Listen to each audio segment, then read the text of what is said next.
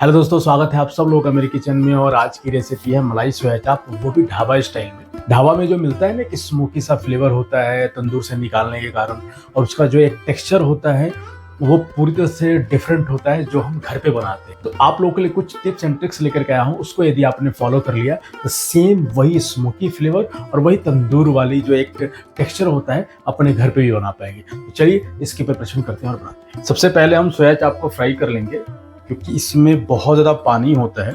और फ्राई कर देने के बाद ये पूरी तरह से ड्राई हो जाएगा, और ऑयल पूरी तरह से जब गर्म हो जाए तब हम इसमें डालेंगे। तो ऑयल अच्छी तरह से गर्म हो चुका हुआ है, अब हम इसमें डालेंगे हम सोया चाप। तेल पूरी तरह से गर्म है, इसमें हमने सोया चाप डाला, और हुआ क्या कि टेम्परेचर पूरी तरह से तेल का डाउन हो गया है। अभी हम थोड़ी देर के लिए फ्लेम को हाई रखेंगे और उसके बाद फिर हम स्लो कर देंगे, जिससे कि जो सोया चाप है वो पूरी तरह से क्रिस्पी फ्राई हो जाए। तो तेल गर्म हो चुका है, अब हम इसको स्लो कर देंगे, जिससे कि हमारा अच्छी तरह से ये फ्राई भी हो और ये जले। ये देख रहे हो आप, ये जो गोल्डन कलर है, बस इतना तक आपको फ्राई कर लेना है। इससे होगा क्या, इसके जो लेयर्स हैं ना वो सारे के सारे खुल जाएंगे। तो चलिए अब हम इन सबको निकाल लेते हैं। अब इन सब के स्टिक्स निकाल लेते हैं।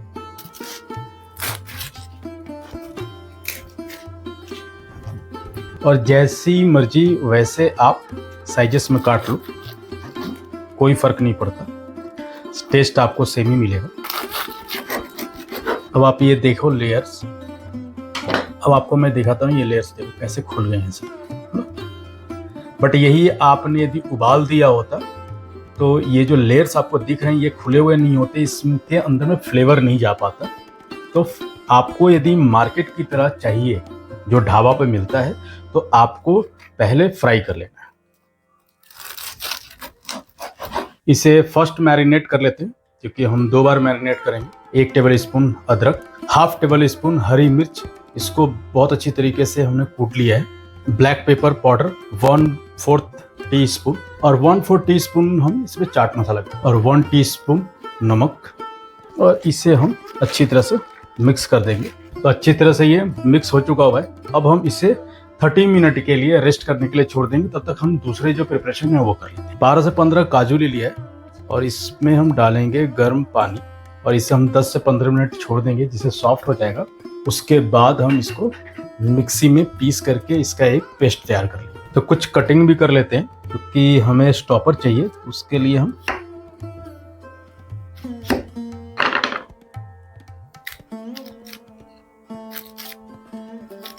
इस तरह से हमें कटिंग करके रख लें। ज्यादा छोटा छोटा नहीं करना है, बस इस तरीके से आपको बड़े बड़े क्यूब्स रखने। शिमला मिर्च को भी इसी तरीके से काट लेना है।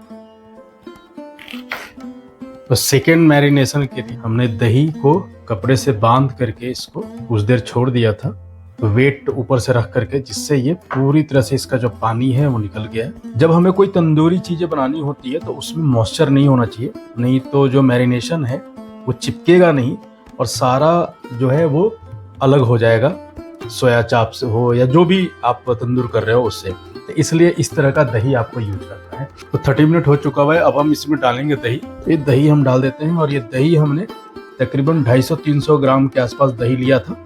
पानी निकालने के बाद ये बचा। अब इसमें 2 टेबल स्पून काजू का पेस्ट डाल देंगे। अब इसमें 3 टेबल स्पून मलाई डालेंगे, और इसमें 2 टेबल स्पून कॉर्न फ्लोर डालेंगे।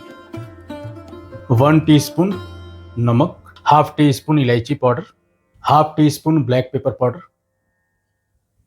1 टीस्पून रोस्टेड जीरा powder, 1 teaspoon chaat masala, 1 teaspoon कसूरी मेथी पाउडर। वैसे तो इसमें कुछ और जरूरत नहीं है, पर थोड़ा और इसको चीजी करने के लिए 50 ग्राम इसमें हम चीज डाल देंगे, जिससे ये बहुत ज्यादा मलाईदार तैयार हो जाएगा।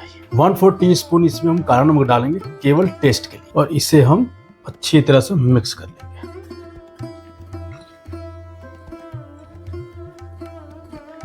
अब इसी समय हम इन सब को डाल देंगे, शिमला मिर्च, प्याज और टमाटर, और इसे भी अच्छी तरह से मिक्स कर लेंगे। ताकि इसमें भी मैरिनेशन प्रॉपर ऐड हो जाए। तो अच्छी तरह से ये मिक्स हो चुका हुआ है। अब हम इसको 30 मिनट के लिए रेस्ट करने देंगे। तब तक हम कुछ और जो प्रिपरेशन है वो कर लेते हैं। सोया चाप के साथ एक स्पेशल ग्रीन चटनी मिलता है, तो चलिए उसकी भी प्रिपरेशन कर लेते हैं। तो हरा धनिया को हमने पीस करके एक पेस्ट तैयार कर लिया है। अब हम इसमें डालेंगे 2 टेबल स्पून मलाई, 1 टेबल स्पून काजू का पेस्ट, 1/4 टीस्पून लाल मिर्च पाउडर, ½ टीस्पून चाट मसाला, और इन सबको हम मिक्स कर लेते हैं। ½ टीस्पून इसमें हम काला नमक मिलाएंगे।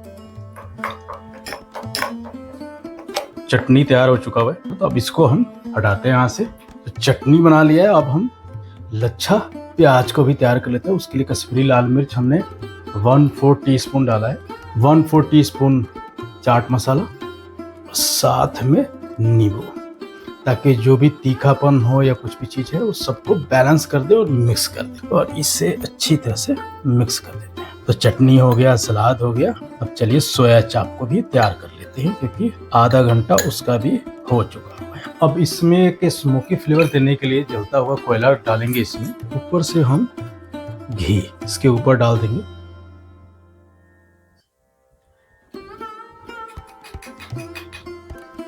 और इसे हम ढक करके तकरीबन 10 से 15 मिनट के लिए छोड़ देंगे, जिससे प्रॉपर इसमें एक स्मोकी फ्लेवर आ जाएगा। यस, ये तैयार हो चुका हुआ है। यदि आप पैन पे बनाना चाहते हैं तो पैन को अच्छी तरह से पहले गर्म कर ले। जब ये अच्छी तरह से गर्म हो जाए फिर आप इसमें सोया चाप को डालें।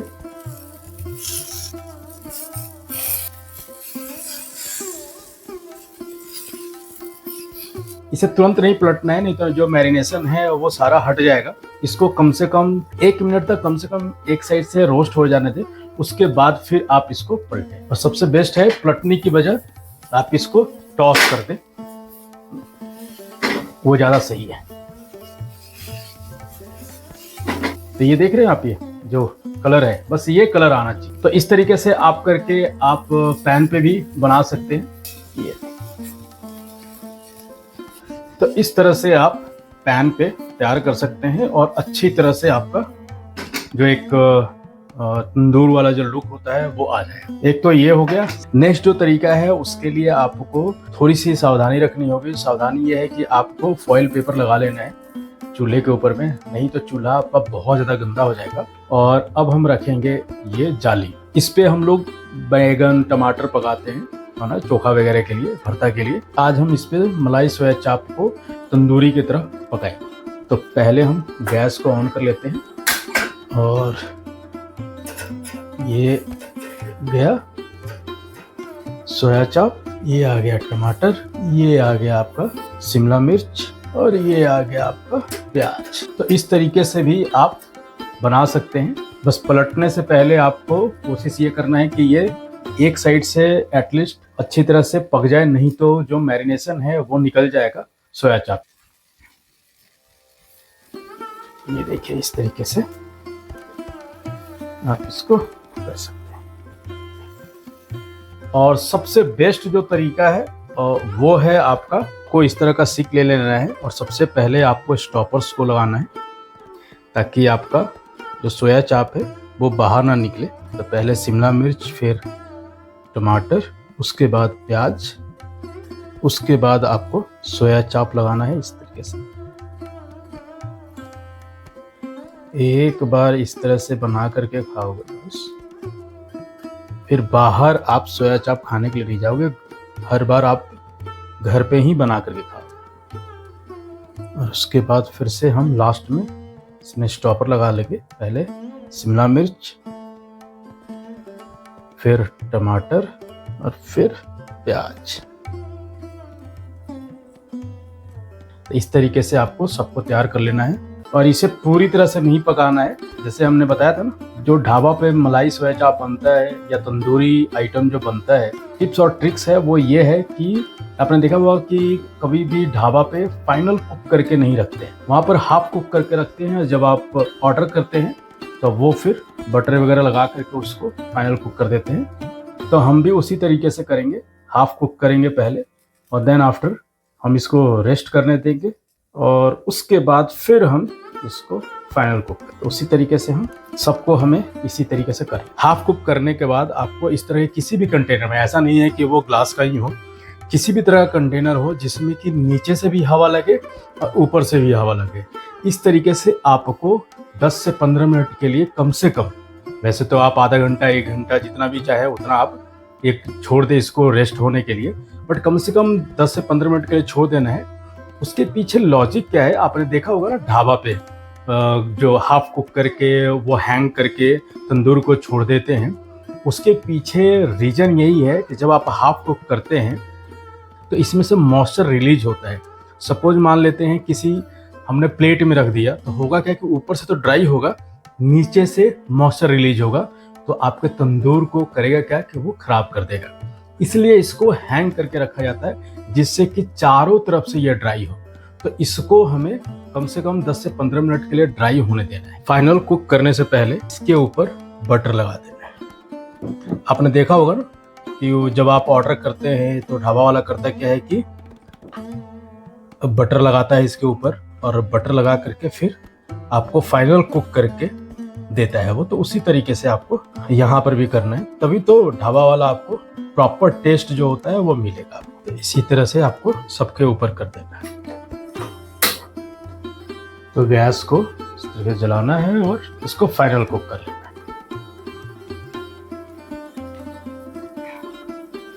बहुत आसान है ये, बस वही है कि आपको स्टेप टू स्टेप चीज़ों को फॉलो करना है। देन आफ्टर जो टेस्ट है, जो फ्लेवर है, जो टेक्सचर है, वो सारा का सारा ढाबा वाला आपको मिल जाएगा। तो ये सीख तैयार हो चुका हुआ है। इसी तरह से सबको तैयार करना है।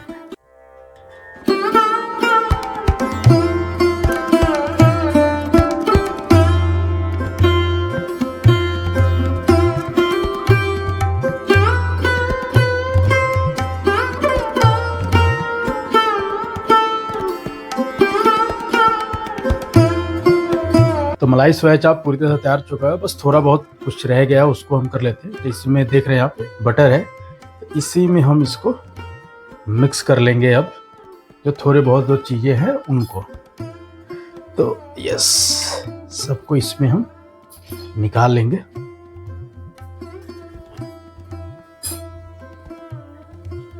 इसमें 1 टीस्पून चाट मसाला डालेंगे, मलाई, कि बिना मलाई का ये मलाई सोया चाप तो होगा नहीं। तो इसमें हमने 3 टेबल स्पून मलाई डाल दिया और 2 टेबल स्पून इसमें हम बटर भी डाल देंगे, क्योंकि बिना बटर का मलाई सोया चाप कंप्लीट नहीं होगा बस। तो चलिए ये भी हो गया। तो इससे अब हम मिक्स कर लेते हैं अच्छी तरह से, जिससे कि बटर से लेकर के सब कुछ मसाला वगैरह सब इसमें मिक्स हो जाए। तो देखने में लग रहा है ना प्रॉपर ढाबा वाला जो मलाई सोया चाप होता है वैसा। अब इसमें ऊपर से हम डालेंगे नींबू, कि बिना नींबू का ये कंप्लीट नहीं होगा। तो थोड़ा सा इसमें हमने नींबू डाल दिया है ताकि एक फ्लेवर आ जाए इसमें अच्छी तरह से, और इसको हम अच्छी तरह से मिक्स कर देंगे।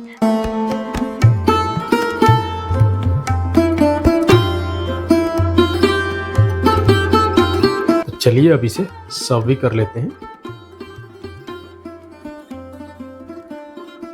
बहुत ही जबरदस्त इसका खुशबू आ रहा है।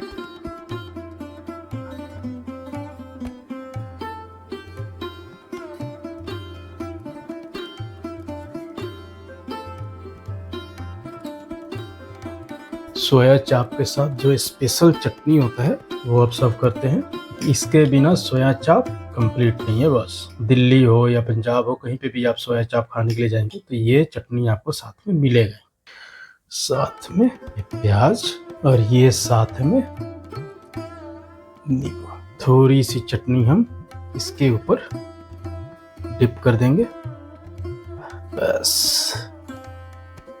तो दोस्तों मलाई सोया चाप तैयार हो चुका है। चलिए इसका आनंद लेकर के देखते हैं। ढाबा स्टाइल का बन तो गया है, बट टेस्ट ढाबा स्टाइल वाला आया है कि नहीं, तो चलिए इसको टेस्ट करके भी देख लेते हैं।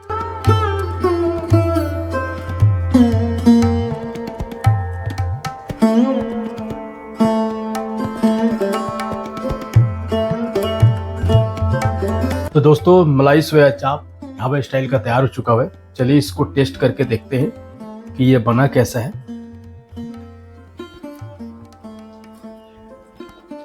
हम्म,